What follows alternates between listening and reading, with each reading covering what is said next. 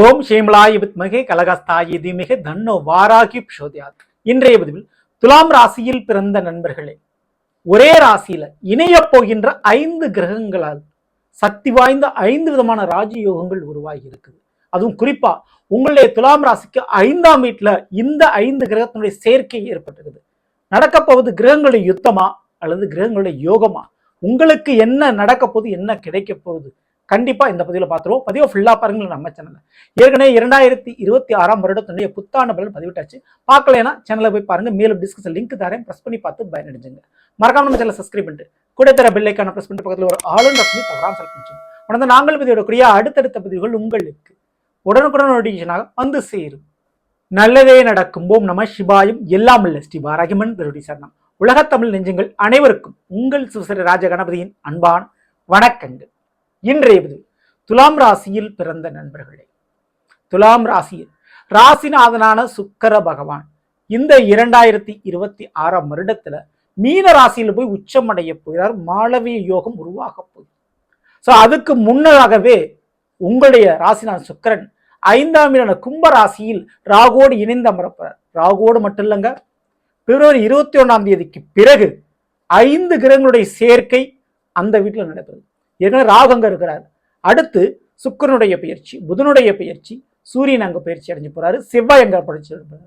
ஆக மொத்தம் 5 கிரகங்கள், அதாவது சூரியன், செவ்வாய், சுக்கிரன், புதன், ராகு என 5 கிரகங்களுடைய சேர்க்கை ஏற்படுது. அதனால 5 விதமான ராஜயோகங்கள் உருவாகுது.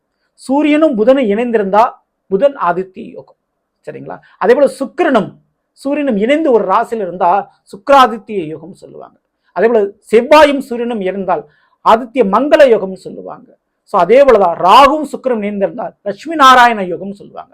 இப்படிப்பட்ட யோகங்கள் நடைபெற போது கிடைக்கும் போது. சரி, இந்த கிரகங்களுடைய சேர்க்கால் என்னென்ன பலன் கிடைக்கும் போது? முதல்ல உங்களுடைய துளாராசிக்கு இது 5ஆம் வீட்டுல நிகழ்வு. கண்டிப்பா துளாராசிக்காரங்களுக்கு ரொம்ப ரொம்ப யோகம் தான். ஏன்னா ராகுவா இருக்கட்டும், சுக்கிரனா இருக்கட்டும், புதனா இருக்கட்டும், உங்களுக்கு மிகப்பெரிய நட்பு யோகக்கார கிரகங்கள். ஸோ உங்களுடைய ராசிநாதனே சுக்கிரன் தான், சரிங்களா? ஸோ ராகுவோடு சுக்கிரன் இணைந்தால் நிச்சயம் பெரிதளவு நன்மைகள் நடக்கும், அதிரடியான திருப்பங்கள் நடக்கும். அதாவது 2வது வாழ்க்கை உங்களுக்கு கிடைக்க போதுங்க.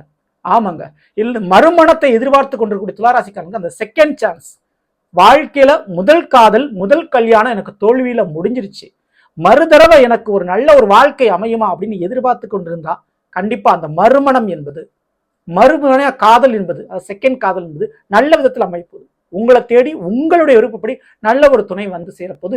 காதல் கல்யாணம் நடைபெறக்கூடிய யோகமான காலகட்டம் செகண்ட் மேரேஜ்.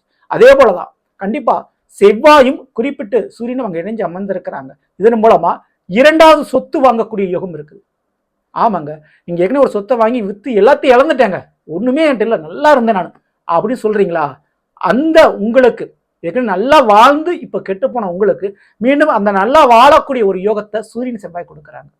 அப்படி நிலயோகம், சொத்து யோகம் மற்றும் அரசாங்க உத்தியோகம் கிடைக்க போகுது, சரிங்களா? அந்த செகண்ட் சான்ஸ் உங்களுக்கு கிடைக்கும். அதுக்கடுத்து மிக முக்கியமா 5ல் ராகு, அதனோடு புதனும் இணைந்திருக்கிறார். இதனோட அடிப்படையில் படிப்பு பாதியில நின்று போச்சு, நான் படிக்க முடியல, ஏதோ ஒன்று தடை வந்துருச்சு அப்படின்னு பாதியில நின்ன படிப்பை மீண்டும் படிக்கக்கூடிய வாய்ப்பு கிடைக்கும். படிப்பில் ஒரு கௌரவம், படிக்கிறதுனால ஒரு பெனிஃபிட், ஒரு விருதுகள், பரிசுகள் கிடைக்கிறது போன்ற விஷயங்கள் இருக்கும். படிப்புல ஜெயிச்சு காட்ட போறீங்க, அரியர்லாம் கிளியர் பண்ண போறீங்க, நீங்க ஆசைப்பட்ட படிப்பை படிக்க போறீங்க. பாதியில நின்ன படிப்பு மீண்டும் தொடரும். நீங்க எந்த வயதுல இருந்தாலும் சரி, இந்த ஒரு நேரத்துல ஏதாவது ஒரு படிப்பை தொழிலுக்காக, அதாவது பிசினஸ்க்காகவோ ஒரு வேலைக்காகவோ நீங்க படிப்பீங்க. அப்படி படிக்கக்கூடிய ஆப்பர்ச்சுனிட்டியை இந்த புதன் பகவான் கண்டிப்பா உங்களுக்கு ஏற்படுத்தி கொடுக்கிறார். இது போக குழந்தை வாக்கியம், 2வது குழந்தைக்குண்டான யோகம் கண்டிப்பா கிடைக்குது, சரிங்களா?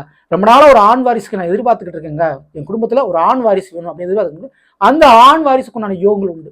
சில பேர் இந்த இரட்டை குழந்தைன்னு சொல்லுவாங்க, ட்வின்ஸ் பிறக்கக்கூடிய யோகம் இந்த கிரகங்களுடைய சேர்க்கால் ஏற்படுது. ஸோ இந்த ஒரு நேரத்துல கரு தங்கும் பொழுது இரட்டை குழந்தைக்குண்டான யோகம் அதிகமாகவே இருக்கும், ஓகேங்களா? ஸோ அந்த வாய்ப்பை நீங்க தாராளமாக பயன்படுத்தலாம். மேலும் சூரியன், செவ்வாய் மற்றும் சுக்கிரன், ராகு, புதன் 5களும் 5ஆம் வீட்டில் இணைஞ்சிருக்குது. 5ஆம் வீடு தெய்வ வழிபாடுகளை சொல்லக்கூடிய ஒரு வீடு.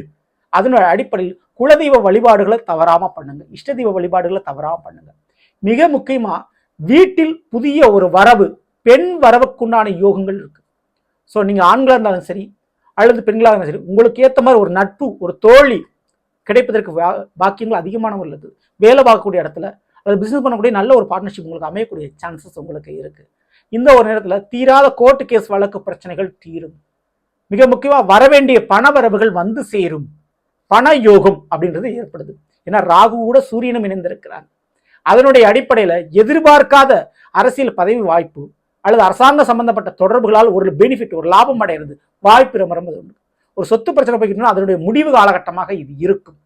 மேலும் துலாம் ராசிக்காரங்களுக்கு இந்த 5 விதமான கிரகத்தினுடைய சேர்க்கையின் மூலமாக நிச்சயம் ஒரு விஷயம் நடக்கும். அப்படின்னா வேலை, உத்தியோகம், தொழிலில் ஒரு மாற்றத்தை கொடுக்கும், அதுல ஒரு முன்னேற்றத்தை கொடுக்கும், அதுல ஒரு லாபத்தை கொடுக்கும். ஓகேங்களா? அதுல எந்த மாற்று கருத்தும் இல்லை. ஸோ இதுல மிக மிக முக்கியமா நிலத்தால் லாபம், கூட பிறந்த சகோதர சகோதரிகளால் லாபம், அரசாங்கத்தால் லாபம், வாழ்க்கை துணையால் லாபம், பிள்ளைகளால் லாபம், இப்படி இந்த 5 உறவுகளாலும் நன்மைகள் நடக்கக்கூடிய நேரம். இந்த 5 உறவுகள் மூலமாக பணமோ, பொருளோ, உதவியோ, ஹெல்ப்போ உங்களுக்கு கிடைக்கும். இந்த 5 உறவுகள் கிட்ட ஏதோ ஒரு பிரச்சனைகள் போய்கிட்டு அந்த பிரச்சனை குறைஞ்சி இப்போ அவங்களோட நல்ல ஒரு உறவு, அந்யூன்யம் ஏற்படும். ஸோ அந்த ஒரு மேஜிக் கண்டிப்பா இந்த ராஜயோக கிரகங்களால் உங்களுக்கு ஏற்படுதுங்க.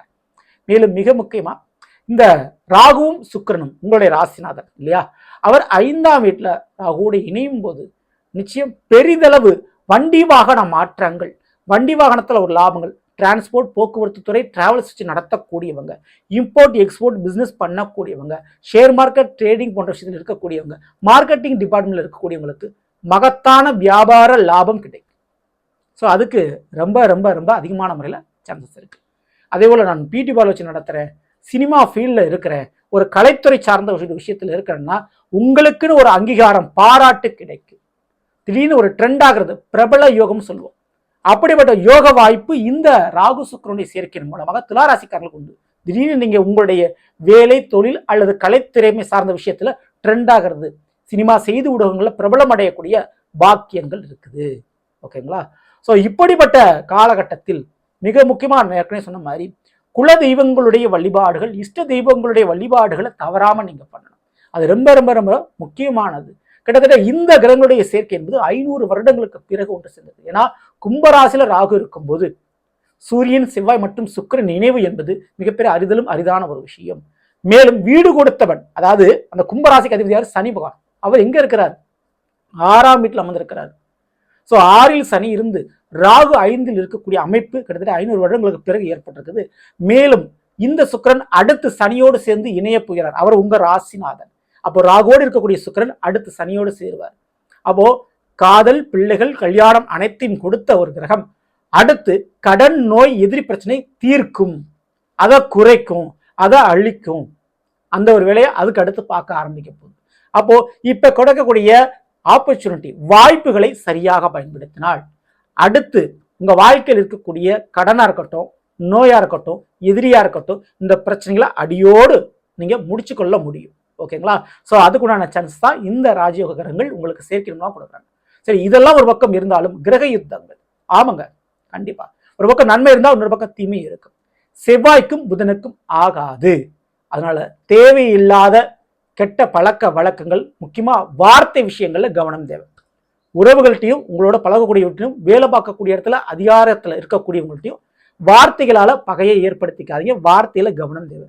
ராகு சுக்கிரன் ஒரு பக்கம் இணைவு இருந்தால் தேவையில்லாத காதல்கள், தேவையில்லாத பிரச்சனைகள் ஏற்படும். கல்யாணம் முடிச்சதுக்கு அப்புறம் காதல் வரக்கூடிய வாய்ப்புகள்லாம் இருக்கும். ஸோ தேவையில்லாத கெட்ட பழக்கங்கள், மது, மாமிசம் போன்றவற்றில் அடிமையாகக்கூடிய பழக்க வழக்கங்கள் ஏற்படுறதுக்கு சான்சஸ் இருக்கு. தவறான சேர்க்கை ஏற்படுறதுக்கு வாய்ப்பு இருக்கு. கொஞ்சம் கவனத்தோடு நீங்க இருந்துங்க. மேலும் புதன் ராகு சேர்ந்து இருக்கும்போது படிப்பை விட ஸ்போர்ட்ஸுக்கு உண்டான ஆக்டிவிட்டி அதிகமான முறையில் இருக்கும். விளையாட்டு விஷயத்தை அதிக கவனம் செலுத்துவீங்க. அது உங்களுடைய வாழ்க்கைக்கு, வேலைக்கு, ப்ரொஃபஷனலுக்கு சரியா இருக்கும். அப்படி போறவங்க அது தாராளமாக நீங்க பயன்படுத்திங்க. சரிங்களா?